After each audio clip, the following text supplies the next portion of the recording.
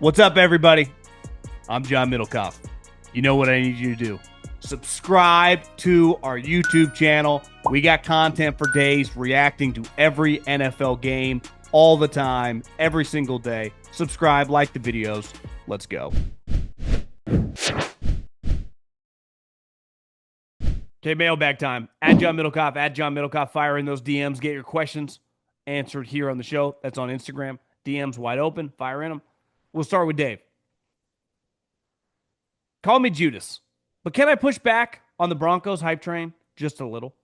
Obviously, as a fan, I'm more excited about this season than any since the Manning era. But come on.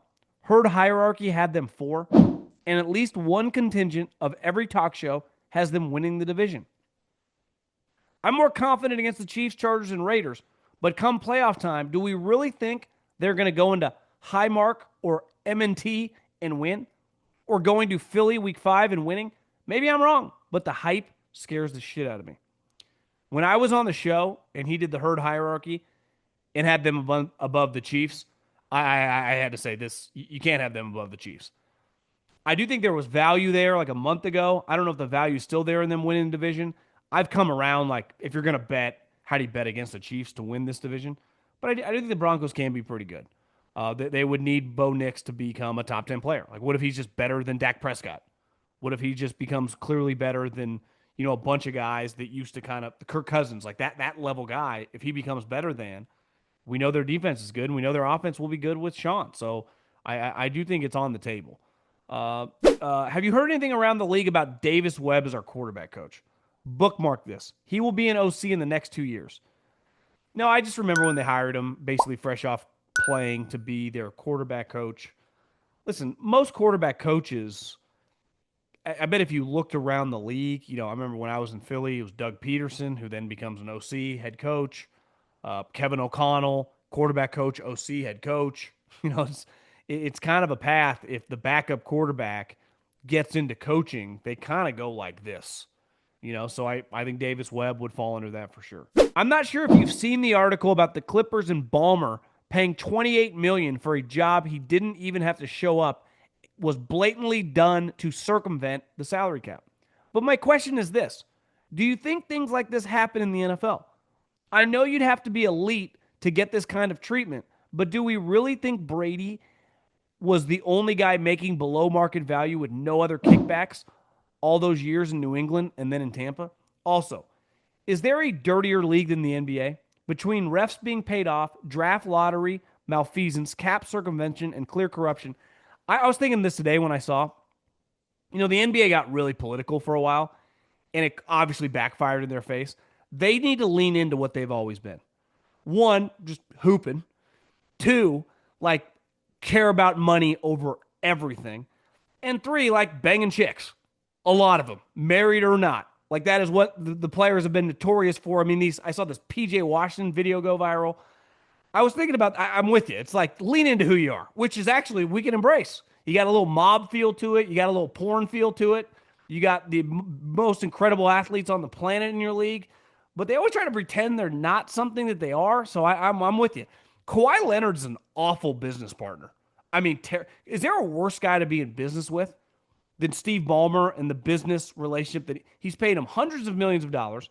If they get in trouble for doing this, I didn't read the article, but I watched the 5 minutes. Someone forwarded me, maybe it was on Twitter, Pablo Torre. Clearly people at the company that probably got fired gave him a bunch of information. Now, I bet Kawhi, the NBA doesn't have legal standing to go to get information. They're not the cops. So if he didn't do anything wrong, right, you can pay someone and not show up. Now, you can't do that in the NBA, but what recourse are they going to have to really figure this out? And Kawhi could just be like games, I just didn't want to do it. Could be that simple. Now, clearly it looks pretty shady, but I'm totally with you. The NBA always they try to have this perception different than reality. I hear some stories. I got a couple buddies that, are deep in the league, either as assistant coaches or close to a certain player. And you hear some of these stories about some of these players that are in theory happily married, some of the stuff going on the side, you're like, holy shit. If this ever got out, this would be an enormous TMZ story. And that's then I'm talking about LeBron James there, in fairness. But I'm with you. shady league. I mean, it's always been. But again, one individual has so much more of an impact. The shady stuff going behind the scenes. Like if you think Ballmer is the only one doing this, uh, you'd be crazy. I really think you would be naive to believe that this ain't. Remember when Jalen Brunson took that pay cut a couple years ago? Can we look into the Knicks? Think he's got a little piece of the sphere or something? I wouldn't blame him. I'd do the same thing. Like I'm not anti any of this. I have no problem with Steve Ballmer paying Kawhi on the side. My take would be: do you regret going into business with Kawhi Leonard? Is there any less dependable of a quote unquote talent than this individual? It's at least when, if you watch some of these documentaries on like famous musicians, it's like, God, this guy was a pain in the ass. But it's like, holy shit, he put out some hit records and he would sell out every single stadium we went to. Guy was a cash cow. He delivered. Kawhi doesn't deliver. Doesn't play half the games in the regular season. And when's the last time the Clippers did anything in the playoffs since he's been there? Newsflash, they haven't. So do I think it happens in the NFL? Probably. Wouldn't shock me. And I have no problem with it. Now, I understand if I was in the league from a business partner and I was doing it the right way and someone wasn't, it would make me mad. But where I'm sitting, doing what I do, I got no issue with it. Doesn't bother me in the slightest. I wish Adam Silver would just embrace what they actually are. I actually think it would be better for the league. I mean, the league I grew up on, like everyone just openly talked about Michael Jordan drinking, boozing, and playing hoops and hanging out with chicks while he was married.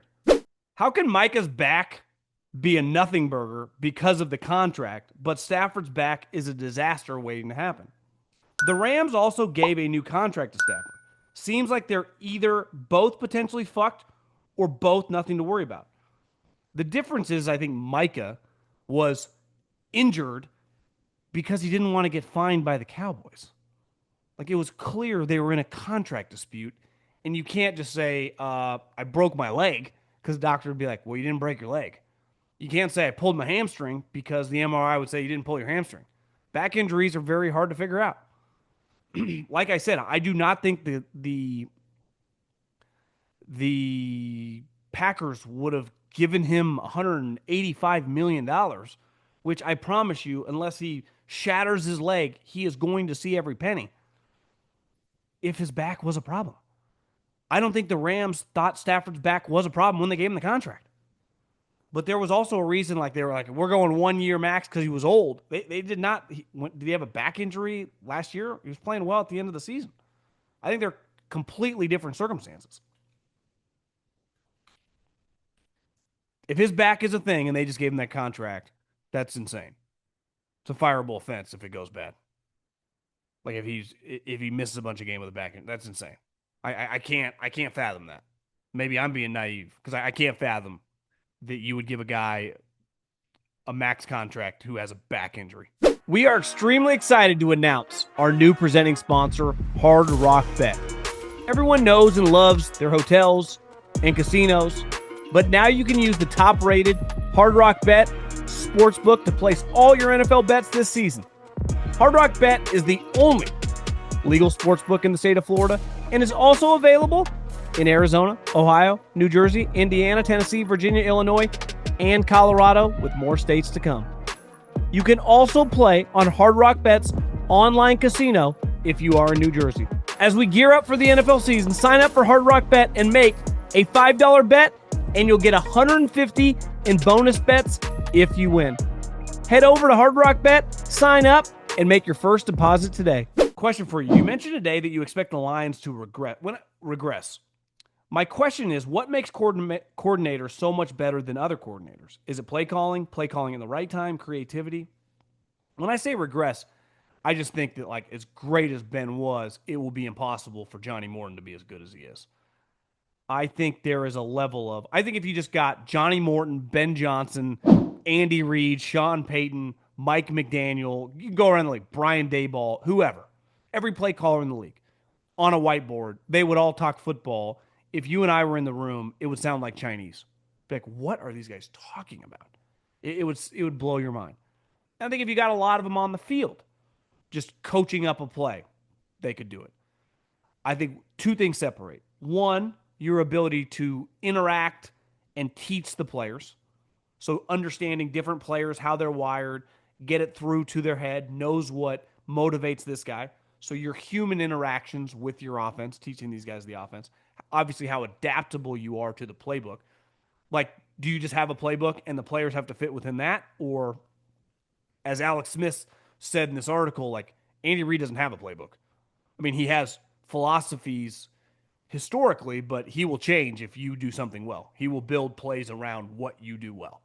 A lot of coaches go, "This is my playbook." Listen, Kyle Shanahan is like, that's his playbook, right?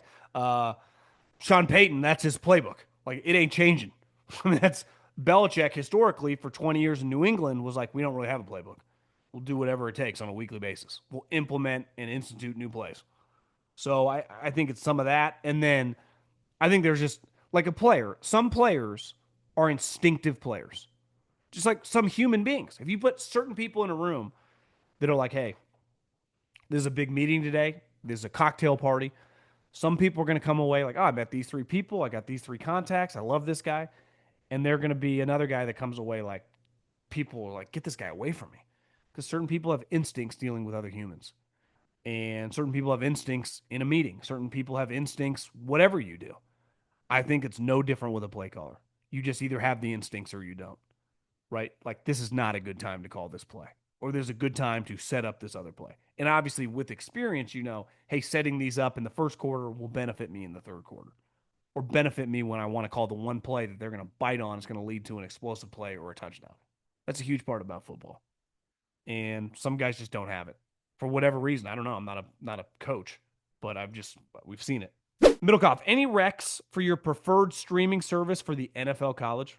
Graduating from illegal streams now that I'm post college. I appreciate that. I saw today a headline that one of the quote unquote big illegal streamers got shut down. So maybe that's why you're asking the question. I've just been on YouTube TV now for years.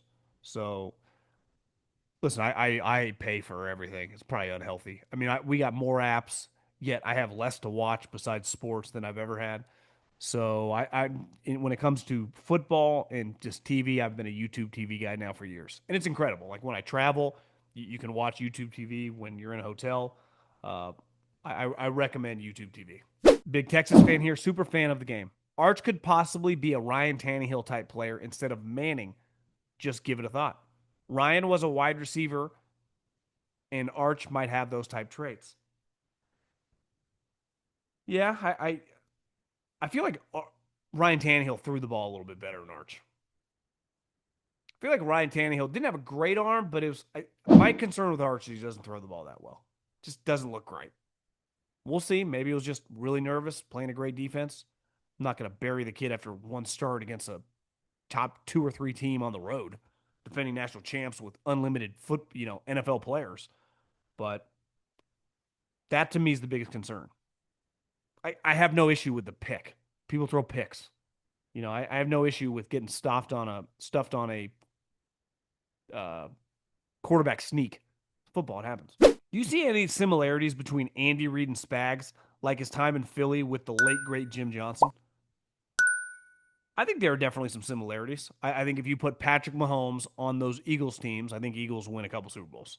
So Donovan was a really good player, wasn't Patrick. So I think if you put Patrick with Jim Johnson and Andy Reid in 2002 and 2003 and 2004, 2005, they probably win a Super Bowl or two, right? So Jim Johnson's elite. Spags learned under Jim Johnson. Now Spags under Andy, and they're elite on defense. So yeah, I definitely see some traits there or similarities. I've been a Packer fan my whole life. You've lived a pretty good life then. Think this might be the year they return to glory. New number 1 wide receiver, Josh Jacobs.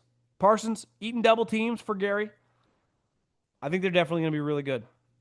And, Parsons motivated to prove Cowboys trading him was a mistake. Can he be like defensive player of the year, get 20 plus sacks?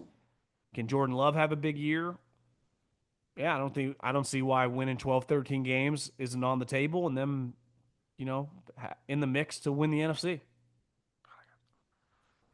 I don't think I wore enough sunscreen in Hawaii. I mean, my shoulders are peeling, my elbows are peeling, my face is like dry and itchy, top of my head's peeling off. I thought I did, but I guess I got to get a little more aggressive. You get older, your skin gets a little thinner. I used to be able to sit out in the sun. It's probably not, it definitely wasn't healthy. But when I was young, I didn't even know what sunscreen was. I would just get so dark and tan. Now my skin peels off. My days in the sun might be over without wearing like bucket hats and long sleeve shirts. I'm like a football coach. You know when you see those football coaches that you see highlights, if you've ever been to an NFL or college practice, you go out there, it could be, I mean, the peak of summer. Humidity in the south, or like when I was at Fresno State, it'd be 110 degrees. These coaches have long pants, long sleeves, bucket hats. Smart move, actually. Hey, John, big fan of the show.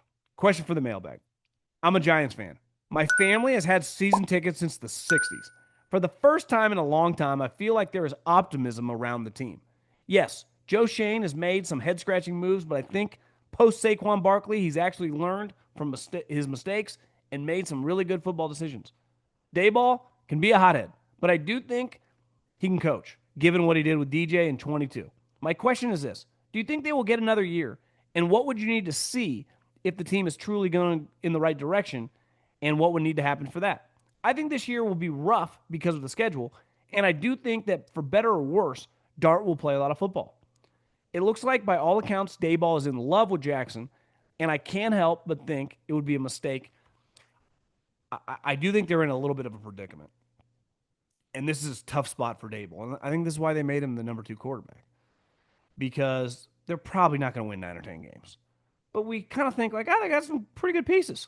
Good defensive line. Abdul Carter's got a chance to be a beast to go with Burns and Dexter Lawrence. I don't even think Kayvon's that good, and they, for whatever reason, picked up his 5th-year option. But if he could be like your 4th best defensive lineman, you're in pretty good shape.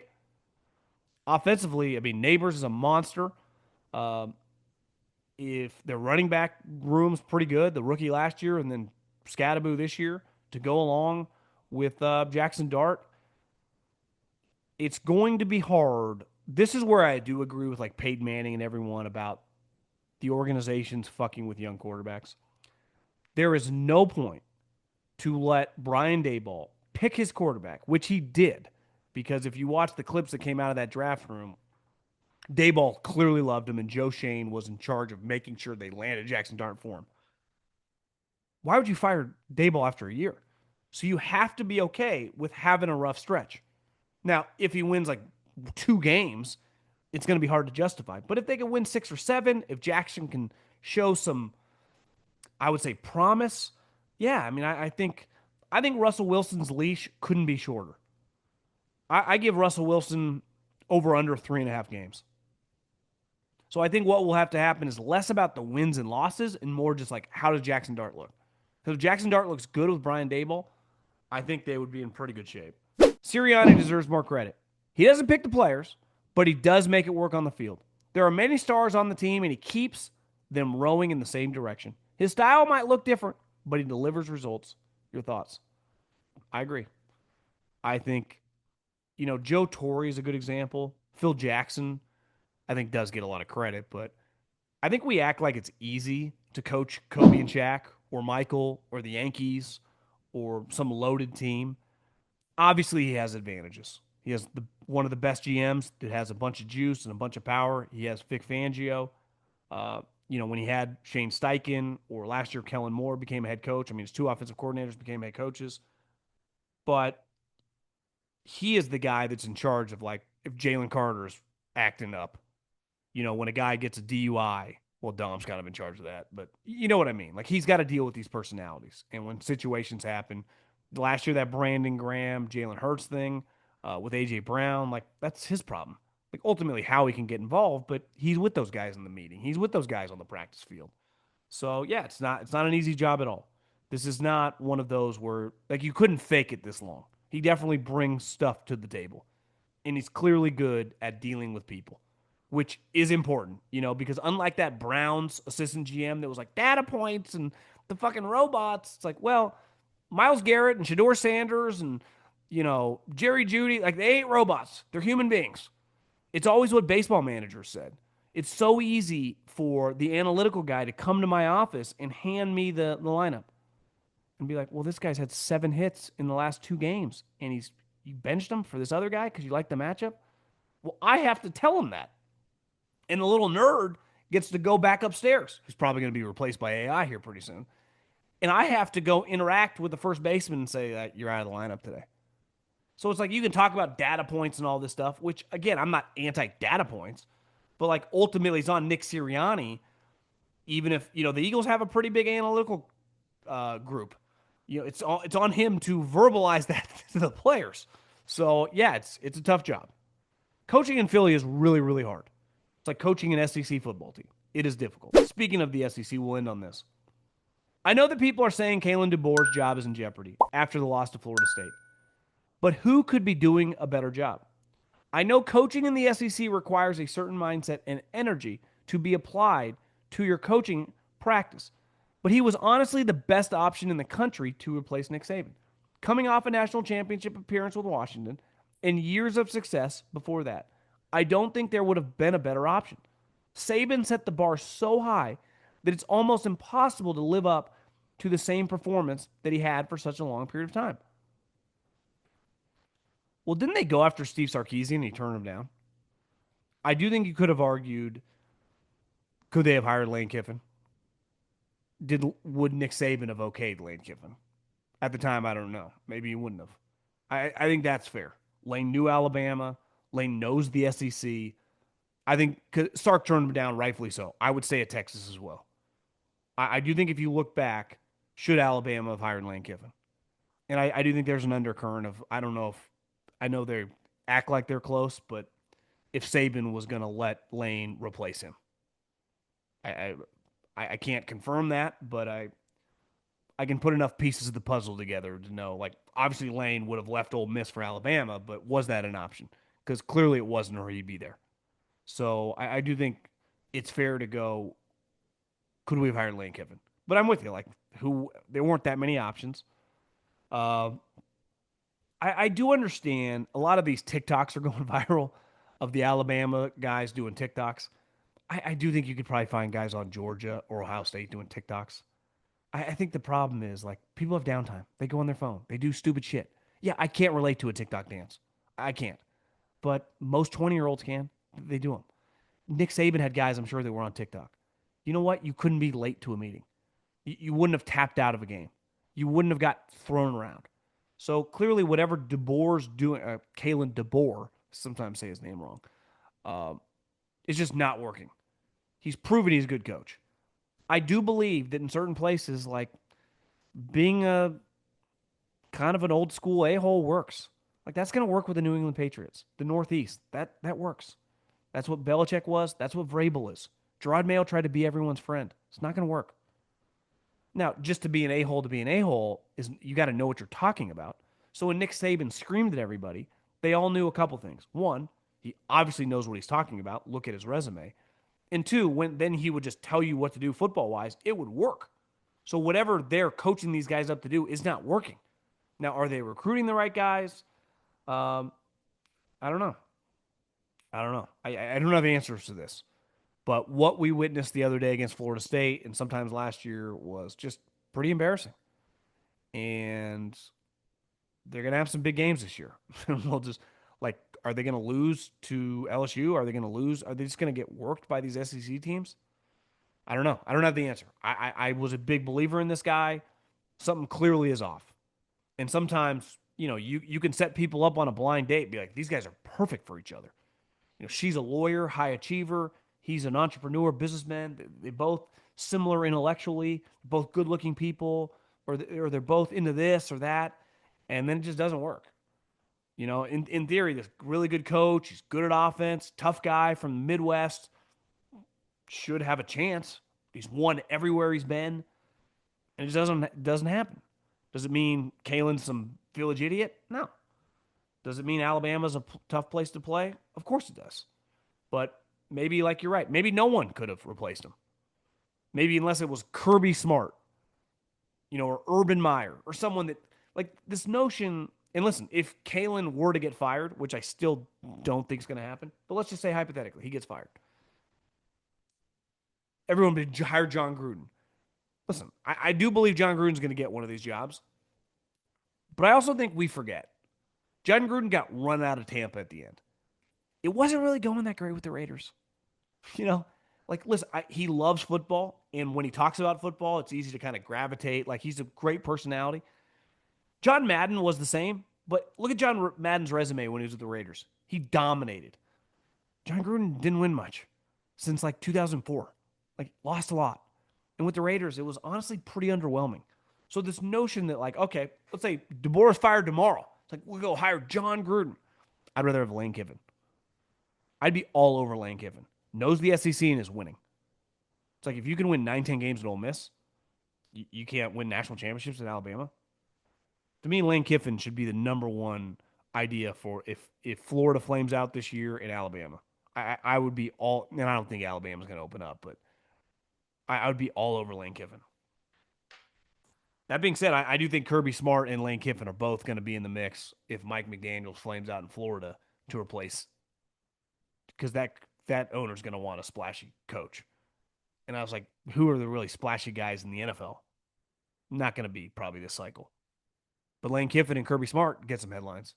And whether they work or not, I don't know. But I could see both those guys tired of dealing with the NIL. No rules. It's just chaotic.